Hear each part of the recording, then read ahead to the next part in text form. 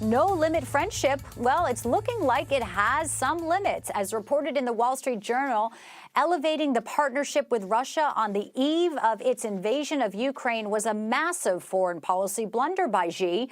The cost is very real for China, and it's exposing the limits of Xi's policy. Well, let's get more from Gordon Chang. He is the author of The Coming Collapse of China and the Great U.S.-China Tech War. Gordon, thanks for joining us this Saturday night with so much developing overseas. Well, thank you, Bianca. Well, we want to get to first, today China came out saying it is actually going to raise its defense spending. It's already, the world's second largest defense budget after the U.S., and they came out explicitly and said they oppose any separatist activities that are seeking Taiwan independence. What do you read from these comments Saturday, seeing that Mike Pompeo just said we need to recognize Taiwan, that, we should recognize them as the U.S. is free and sovereign? Beijing can watch Pompeo in Taipei, but they can't stop it.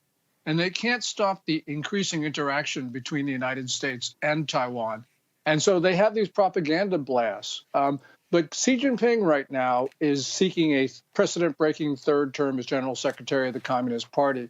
And so he's got, I think, more inward focused than outward focused.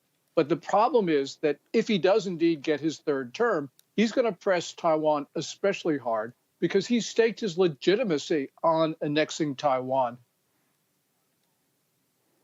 And, it's a beautiful country. I'm very fortunate. I've been able to be in Taipei, the southern part of the country, Kenting, beautiful national park. What are, the situation now? We know that there were, some escalations, that China going into Taiwan's airspace, which was a provocative move, something we hadn't seen in years, Gordon. Do you think that it is a trigger for the U.S. to be even more concerned that there's something imminent? Well, we should be more concerned, but I'm not sure that the Biden administration is. A really important event was February 5, when China sent a Y-12 utility plane directly over a Taiwan island. That's that hasn't been done in more than 4 decades. And that was a real indication that Beijing was ramping up the military pressure on Taiwan. And of course, we've had these flights into Taiwan's Air Defense Identification Zone, which is international airspace, but when you don't notify the country, it's considered to be hostile nonetheless. This is going to be a situation where the Biden administration needs to deter China.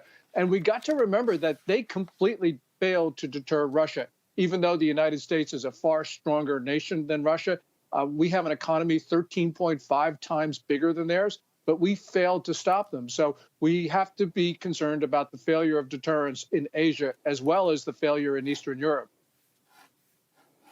A lot on this administration's plate. I want to dig in a little with you about this no-limits friendship that Xi and Putin had announced. And it was actually just on February 4th, the day before the planes went over into the airspace. Some are saying that, it was actually China, Beijing, that suggested adding the no limits. And now they want to recalibrate. They're thinking maybe this was a huge blunder. And the fact that, they have to walk sort of a tightrope now, don't they, with the U.S.? Well, they do have a tightrope, but the thing is that apart from some rhetorical flourishes, they have shown no diminution of support for Russia, because there was the $117.5 billion in new oil and gas deals that were announced February 4th. There was the 100 million metric tons of Russian coal a little bit after that. And of course, there was the dropping of the restrictions on the importation of Russian wheat.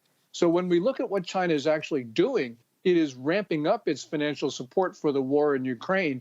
And although you might have a mid-level official say something that sounds nice, nonetheless, the substance of the relationship is that they are still all in on supporting the killing in Ukraine.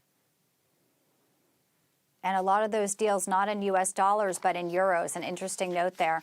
Gordon Chang, as always, we appreciate your insight, and thanks for spending a bit of your Saturday night with us here at Newsmax. Well, thank you so much, Bianca.